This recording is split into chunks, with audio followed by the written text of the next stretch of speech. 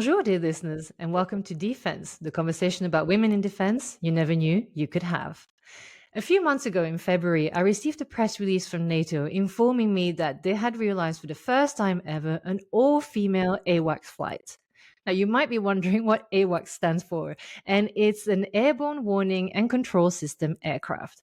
A pretty interesting aircraft to look at, to be honest, because on top of the fuselage, it has this interesting sort of saucer that is actually the radar that provides the alliance with air surveillance, command and control, battle space management, and communications. Fear not, we will be getting in a few minutes about what this actually means for the alliance. But yes, NATO has 14 of these aircrafts, and usually they are mixed crews. But obviously, as you can imagine, when I heard about this, I decided that I absolutely needed to have some of these women on the podcast to understand a little bit more about the why, the how, and the what it meant for them and the lessons learned. So I'm very pleased to say that NATO jumped at the opportunity to communicate about this, and I am joined today by two of the incredible women who took part in this initiative, Captain Beatrice and Master Sergeant Yeny. Hello and welcome to both of you. Hi, ma'am. How are you? I'm very well. Good morning. Good morning. It is a pleasure, and I have to say, it's the first time I think someone is calling me ma'am, and it's really interesting. I like it. I might actually start telling people to call me that. So as I was saying, this was, the first time ever that you realized a all-female AWACS flight. So perhaps before we start getting into the heart of the subject, could either of you tell me what exactly an AWACS is and what it is that it does for the alliance? As you described it pretty accurately. So, like we're safeguarding the alliance's borders through surveillance and just, like kind of, making sure that like everything is the way it's supposed to be, and also have. One second. Yeah, that's pretty much in a nutshell that we're doing. So this flight was very exciting, and yeah, it was the first one of its kind, and yeah, so really happy to talk about it. Yeah, and I'm excited to hear all about it from you. So, just to get a sense of how important this is, normally on an any day AWACS flight for NATO, how many female are on the crew? Ballpark. That depends. Usually, what I've seen in my experience, I mean, it could range from 10% to maybe 20% on a normal day. Yeah, that would probably be around average. Okay, so yes, not many. Out of how many people are on a flight? Up to 33.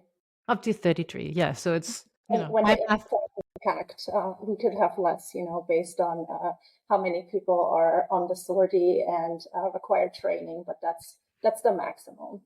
Okay, so yeah, having an all-female crew is definitely a big deal. So how, why did you decide to do this all-female flight? What was the intent and why now?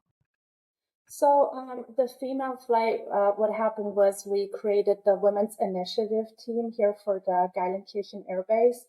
Last year that was signed into order. And this was kind of our first big event that we did. And it was an initiative that kind of correlated with the historic female Women's Month, which is falls into March, as well as the International Women's Day, which also falls into March. So we kind of decided to take that as an event to correlate it with the female flight. And I think the discussion on why we would do this was kind of like, it happened over lunch, like, hey, has anyone ever done this? So, like a lot of good ideas just kind of happen, over maybe a cup of coffee. And it was like, oh yeah, like, sounds like a good idea. I don't know if anyone has, like, let's ask some questions here and see if this is a feasible option that we could explore.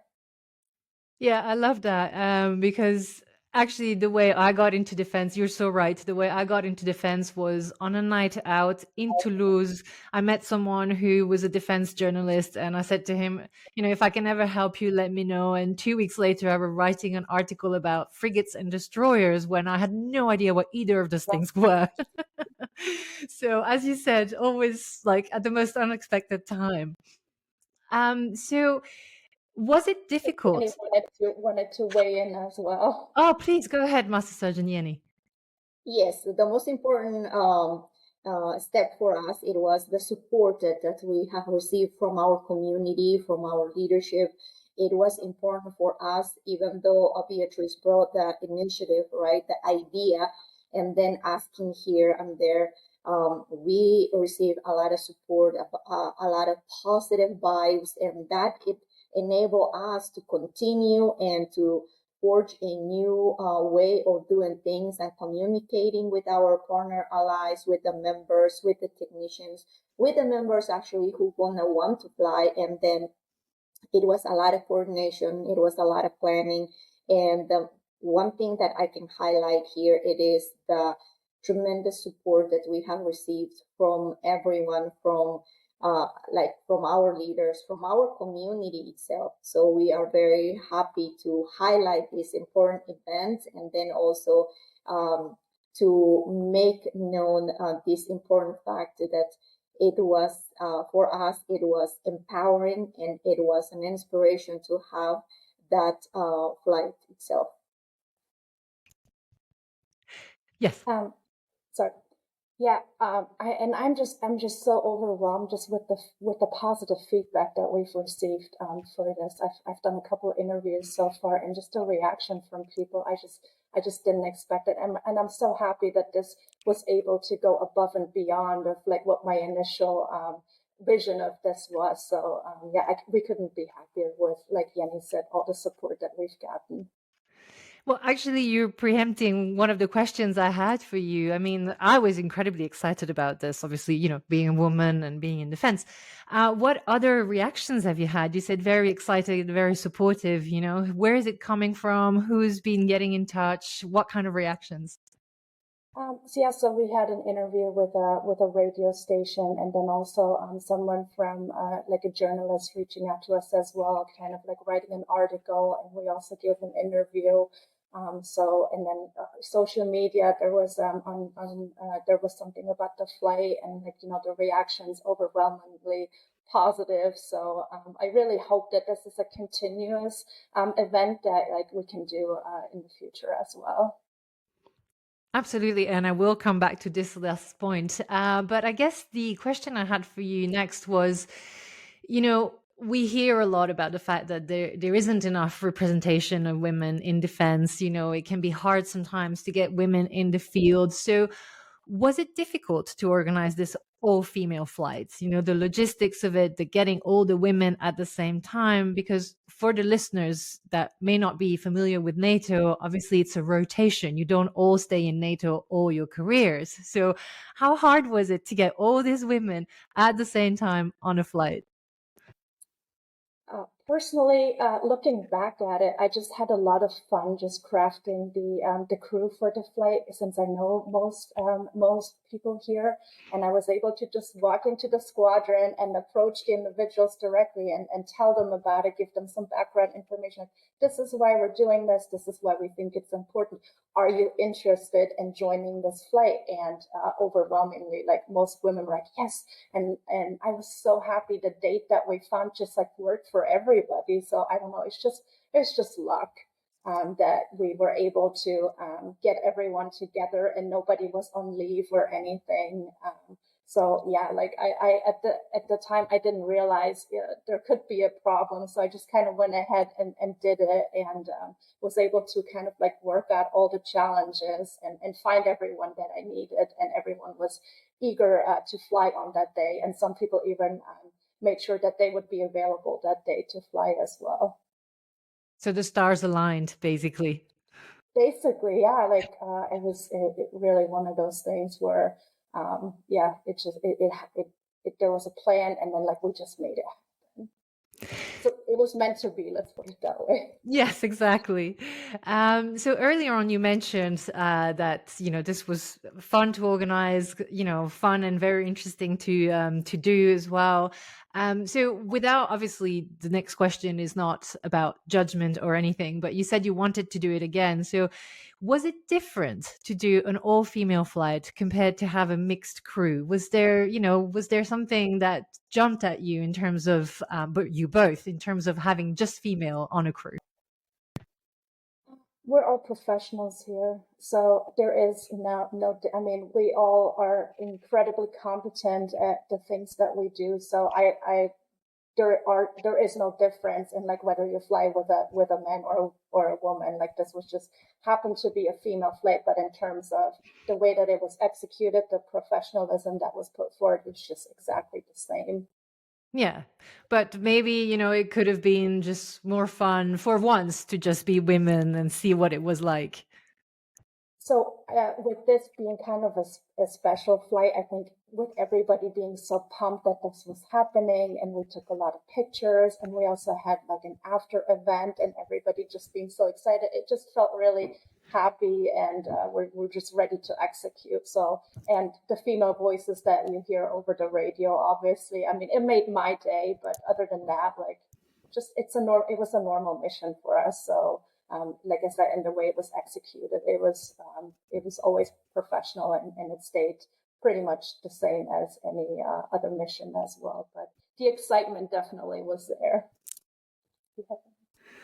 Yes, for me, it was it was empowering per se, because when I was witnessing females going to the bus in the morning, taking pictures, and then I can see everybody smiling, everybody ready to do the mission. And then I had the moment to realize that, wait a minute, we worked so hard to get this moment captured. And it was amazing to see that everyone was professional, as Beatrice said. Everybody were on time. Everybody knew what they had to do. And it was just amazing. I don't know from your experience, maybe you can also share something similar feelings about it when everybody brings their skills, their professionalism together to make things happen. So that's why in that moment, that's how I felt, taking pictures and being supportive to Beatrice and to the Women's Initiative team to leading this event. And then also when after the mission, when all the crew was coming down from the airplane, everybody were happy. Everybody were excited. I was there hugging everybody, and I had some tears too of happiness, because I have never seen such wonderful crew, and to accomplish that such mission, right? Bring us together and empowering not only us, who actually I'm not a flyer, so I support the flyers in my duties, and to bring that momentum, it was precious. And then also to see everyone else who supported to be there, it was amazing. It was just inspiring, empowering to all of us. And I got sent a video of like the takeoff after, and that person told me, "This is you taking off," and I just had goosebumps all over. So yeah, like it was just a very like exciting day for us. And I can see this. I mean, you're both beaming, and it's fantastic. And I have to say, I'm a little bit jealous. I mean, I work for myself, so on most days, I already miss the fact that I do not really have a team. So to live through an experience like this, it must be such an incredible time. But to answer your question, Master Surgeon Yeny, I think the closest that I could say I've come to anything like what you've experienced is a few weeks ago when I was in Newport in the US, and I attended the Women, Peace and Security Symposium over there. And it was the first time that I really found myself in the middle of men and women who were there to discuss for a day and a half what it is, what it means to have gender balance in defense, in security, what it means for peace in the world. and you know, the challenges, but also the how far we've come. So, you know, I didn't contribute to any of the panels, but you know, I came out of there energized and as you said, Master Surgeon Yeny, you know, empowered, thinking if we all put our brains together, if we all put our skills together, so many different skills and backgrounds and perspective, I mean, we can do so much.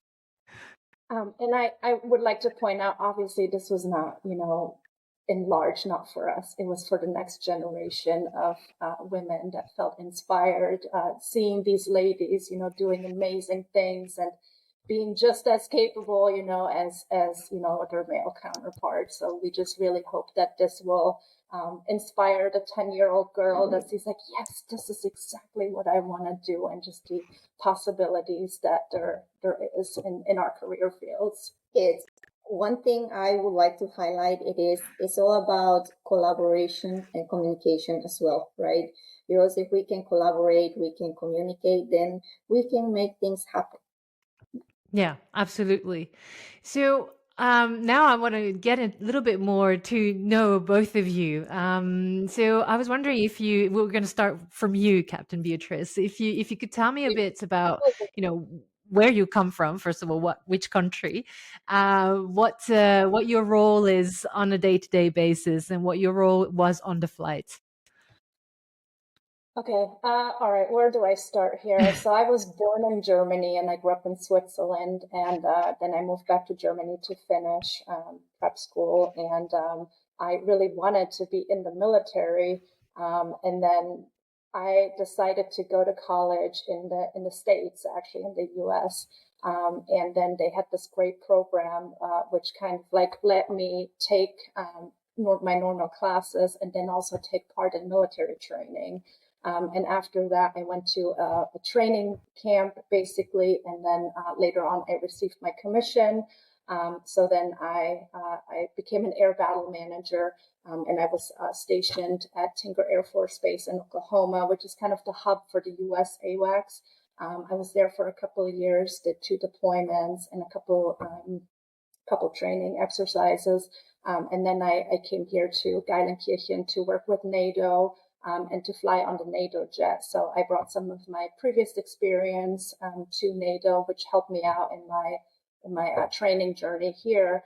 So on a day-to-day basis, so we don't fly every single day. That would be extremely exhausting, obviously. But you know, I due to the nature of my job, I also instruct. So I'm an instructor on the jet. So I fly maybe between 2 and 3 times a month. And then I also do some simulations, obviously, but my primary duty on the jet. So I'm in charge of the radar. I sanitize our surveillance picture and just make sure that it looks good. And if there are any issues with it, then I troubleshoot. And then I also have a team of surveillance operators that work under me, and we basically fulfill the task of sanitizing the airspace and just like, you know, looking what's out there, basically. And then I'm also a flight commander for the U.S. side, so I'm in charge of 18 people, and the people that I'm in charge of, they basically come here and they are in the training squadron, and I make sure that they're in process and that they're good to go to fulfill their training, and then we kind of send them off to the squadrons to do great things here at NATO. And what I most enjoy here, specifically to NATO, is just like working with the other nations, because I think there is just so much that we can learn from each other, and the collaboration and just the different perspectives that I have seen from really anybody here. It just is a continuous learning process, and I love to learn and be immersed in this multinational environment.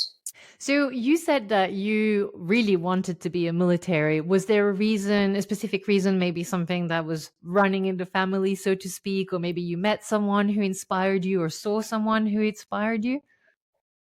Yeah, sure. So growing up in Switzerland, my dad being an engineer, a traveling engineer, he worked a lot internationally, and he always took me to the air shows. And I saw the Swiss National Guard flying, you know, over my head. So I'm like, this is really what I want to do, because it was so inspiring, you know, to see these fighter aircraft at the shows. So like I decided, this is what and I kind of stayed true to it when I came to Germany and wanting to join the German military at the time, and then coming to the States and also meeting my husband, who is an Army officer. And at the time I thought, well, I don't know, because I think it was his desire for me to join the U.S. Army, but I'm like, no, I think like, the Air Force is just seems better, more planes, more flying, and their mission and vision that really resonated with me. So I went that route instead. But yeah, it's been an amazing journey, and I could have not wished for more. How many years now in the military flying? So I came in. I started my training in 2016. Actually, like it seems like time was just flying by. But yeah, it's been fun ever since, and I hope it continues to be fun. Literally, time has literally flown by for you. Very So, Master Sergeant Yeny, what about you? Where are you from, and why did you decide to get into the military, and what did you do on this AWAC flight? Okay, well, about me, I was born in Peru, actually. I was born in a small village called Uco in Ancash in Peru. It's in the mountains of Peru. I didn't even have electricity or running water, so my life, even though I didn't have the commodities that modern life we have, it was pretty awesome, right? So living in the mountains, it was healthy. I was feeling safe. But then after moving to Lima, the capital of Peru, I felt like my life is gonna change for better, right? But I was nervous. I went to the university there. I went to study mechanical engineering, and I ended up working in the airport. At that time in Peru, it was a long time ago, right? It was a different how in Peru it was seen for females, right? Because at that time there was an airline, Aero Continente, it was called, where they were not accepting females in the flight line, neither as a mechanic. And I was one of the first mechanics to work there in the airplane. So then they didn't have the uniforms, or they didn't have like boots or anything for us. So, and then they said that because you are working in the plane, you have long hair, so you have to cut your hair because it can, you can leave hair in the airplane when they are painting it, and it's a safety hazard. So I had to cut my hair, and the uniform, it was also for male, right? And then I was really short, and it had a lot of challenges working there.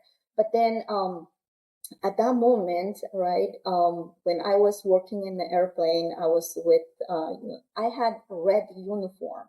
Everybody else had a blue uniform. I had a red one. So everybody can distinguish I was a female there. Great. Just beware the females coming. Yes. So then I was there working, trying to add some grease to the wheelbarrow, and I seen the Air Force arriving in that what's this airport. It was a Galaxy. It was the biggest airplane I have ever seen in the airport, and I was like, oh my gosh, that's a big plane. And I was amazed. And then what it was interesting to me after that, it was that they actually landed, and they, from that plane, I was able to see a lot of U.S. Air Force military members coming down from the airplane, and then they brought a lot of humanitarian aid. So then I was able to see females with not short hair. They had like nice hair and uniform. And that moment I said, you know what, one day when I go to the US, I'm going to be that airman, that person.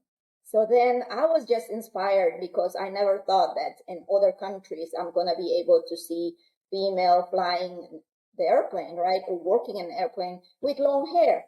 So then that was an inspiring moment. So when my family finally migrated to the US, the first thing I wanted to ask my mom, it was that if I can join the military. And she said, I don't know, you have to see what are the requirements.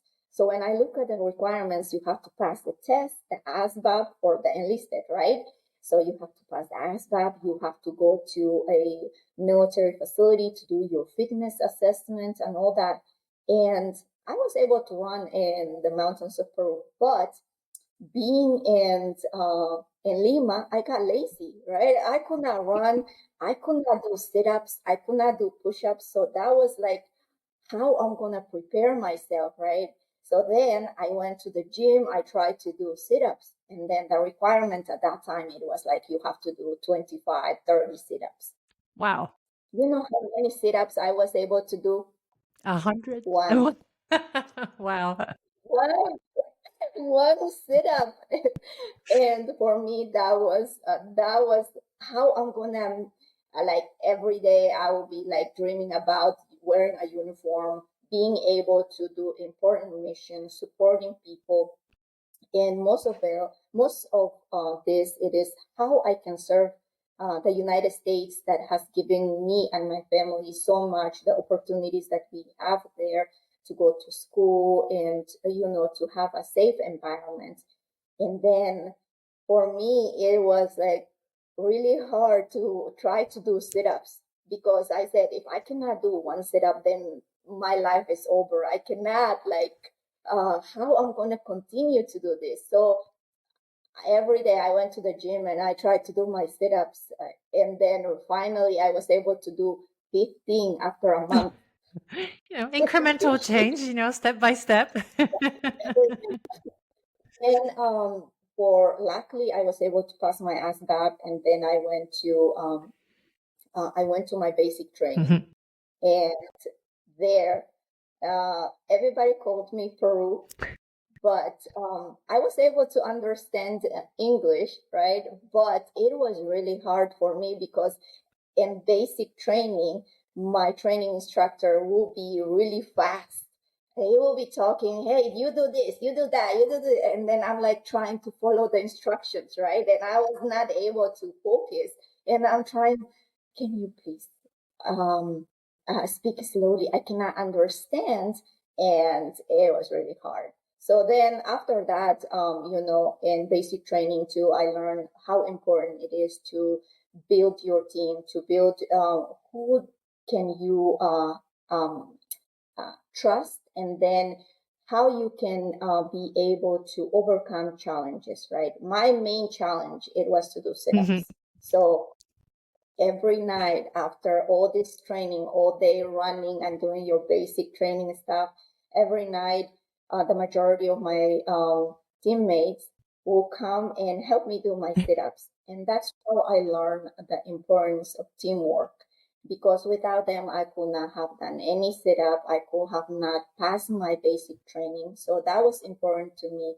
And later on, I went to important missions. I went to, I've been in the military already for 16 years. So I had the amazing time of my life to go to various countries like Korea, Lebanon, and Hungary, Italy. So for me, it was amazing. It's still being amazing to be part of this military community, especially like in NATO. My husband was also in the military in the Dutch Air Force, so he has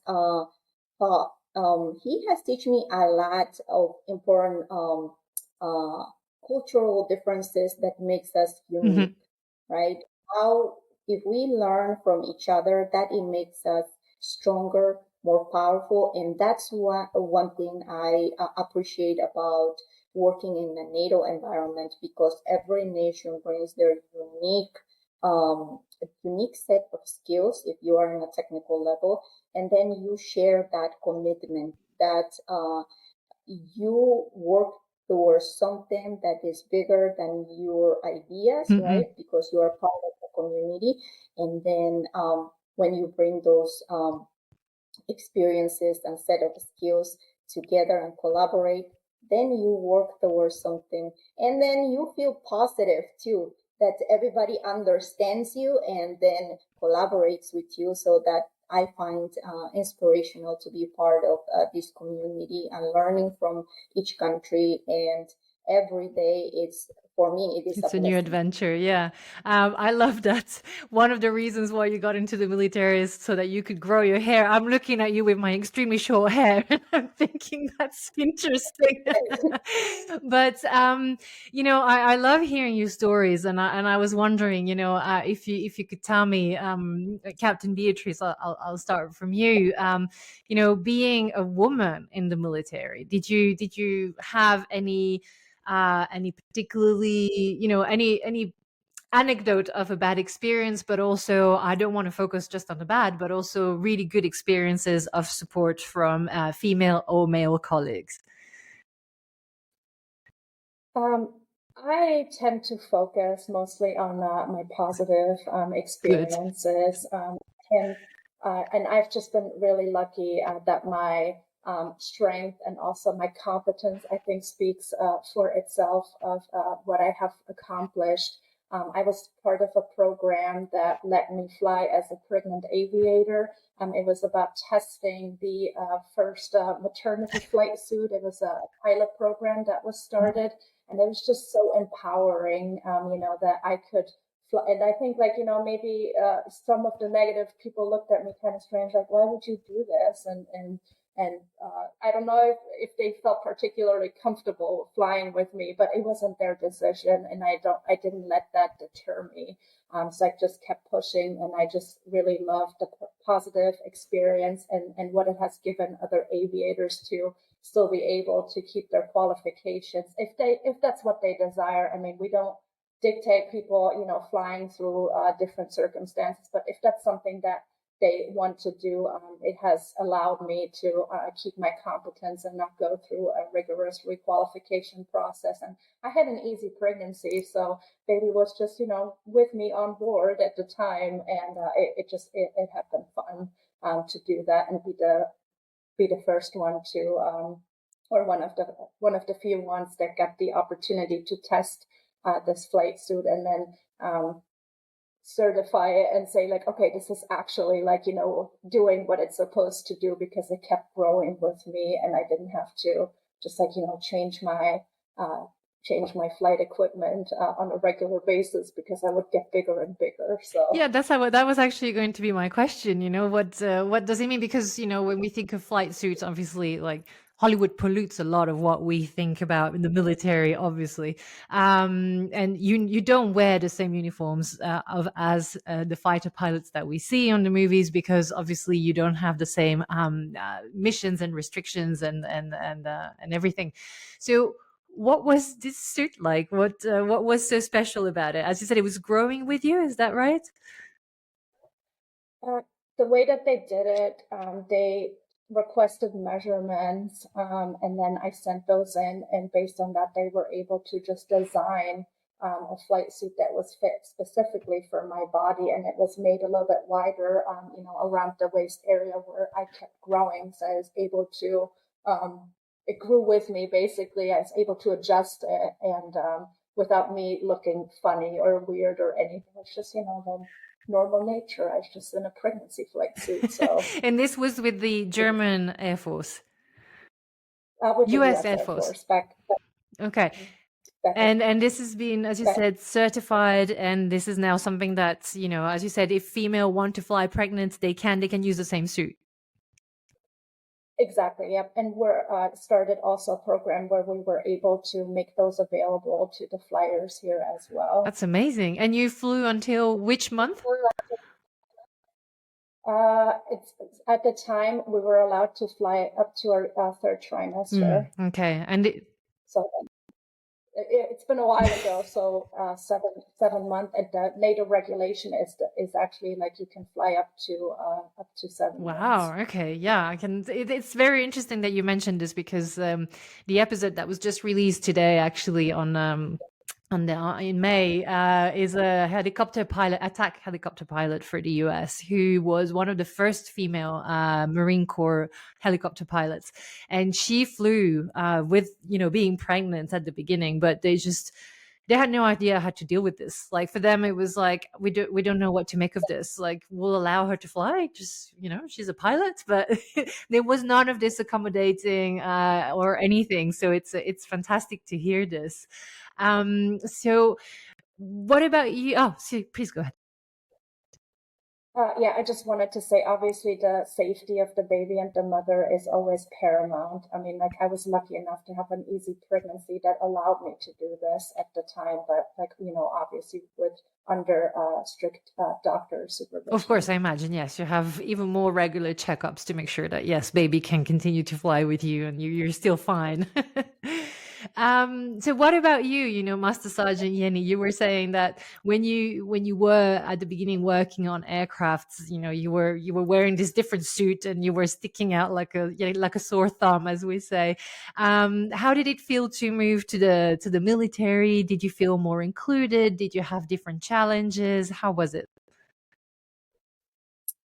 Well, for me in Peru, it was when I was there, it was different because then, like I said, I had to cut my hair. I had to wear boots that were like 3 sizes bigger than allowed for me, and it was big. I looked, people shared some pictures on Facebook when I was working long time ago, and I could not believe that I had to adapt to that environment. And then looking at my boots, the boots were bigger than me. So it was different, but then I had to accept it because then it was part of my training. It was part of my job. And then if the company said you have to use the boots, this kind of boots, I had to wear it. And then because they never had a female in the flight line, then I had to wear that uniform as well. So that was part of adjustment, right? So when I went to the US, for me, I felt that in the US everybody was equal, right? I was given the uniform that it fit me. I was given boots that it fit me. So I felt like I was in heaven, right? That was a change. And then for me, psychologically, right, it was a change too that I had to adjust because I'm not going to be discriminated based on my gender, maybe. That's what I thought. And then the only challenge that I had to overcome, it was that I could not speak English very much at the beginning of my career. So I still have this heavy accent, and it was challenging for me because every time that somebody talks to me and I have to translate, because when I was in Peru, my first language, it was Quechua. Right. So moving to Lima, I had to learn Spanish, and then moving to the US, I had to learn English. So every time that when people talks to me very fast, I'm thinking already in Quechua, then I have to translate in Spanish, then I had to do that, and then I had to do it fast, Yes. right? That's a lot of So translations. that's how it is for me. But then one of my first supervisors said, ma'am, you need to be able to communicate with people. And then one thing what we can do for you, it is to allow you to leave early for English classes. So then I said, okay, that's a good, guidance, and I'll follow. So I went to my English classes, and then for me, learning English, I was like sleepy. It wasn't that interesting. But then I went to mathematics and it was good for me. I was like winning. And then I took a lot of classes. And then after that, 10 years passed and I was graduating in my second master's degree. And then 2 years ago, I graduated in my PhD. I presented my dissertation and everything. And then my husband, sometimes he says, you have a PhD, but sometimes I cannot even understand when you are talking, because sometimes you just talk with your accent, which it makes it, special and unique. And that's why I love you. And, but you have to be able to communicate better. And then that clicked my mind, and I was like, how I'm able to read and do my dissertation, because, oh my gosh, to do a PhD, having a 2, 3 master's degree, I thought that it was easy, and then going through my PhD, every day I had to read articles, I had to do data analysis, it was a different world for me. So it was very challenging, but the most important thing for me to remember always, it was the support of my peers, because without them, without my leadership, without my supervisor, without mentors that I found in the U.S. Air Force, I could not have done that. They gave me the support, the positive vibes. They said, if you can read, you can understand, right? You can read the journal, and I was every night reading 3, 4 journals, writing my research, and then doing this data statistics to be able to have accuracy of what my methodologies and all that. It was amazing. So now that I graduated, I'm trying to find a new hobby, new goal per se, right? But initiatives like what Beatrice presented, like with the all-female flight, the most important thing, like I said, it is the support that you get from your community and everybody that supports your ideas and want to be part of it. And that's what I have learned throughout my military career, and especially being in the Air Force, that's what it matters. Absolutely. So yes, please go ahead, Captain Beatrice. I think Yeny brought up a really good point when it comes to the languages. Obviously, me being from Germany and Switzerland, coming to the U.S., it was a struggle for me as well. But coming here to NATO, where like most people have a little bit of an accent, it makes me feel even more included here.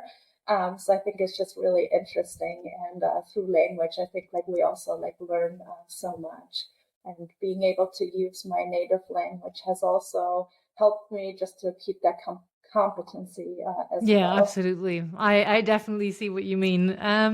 So ladies, we're coming towards the end of our time here. It's been an absolute pleasure talking with both of you today and learning about your experiences, about this flight, about your life, your challenges, and the positive things. Before we go, could you perhaps both of you quickly tell me what you would say to little girls and teenagers who are thinking maybe of getting into the military and are somewhere on the fence about it? What would you tell them to sway their minds? Captain Beatrice. I think like a lot of people might say this one, but I would definitely say just don't doubt yourself. Like, if that's what you want and that's what you have a passion for, it doesn't matter whether you are a man or a woman.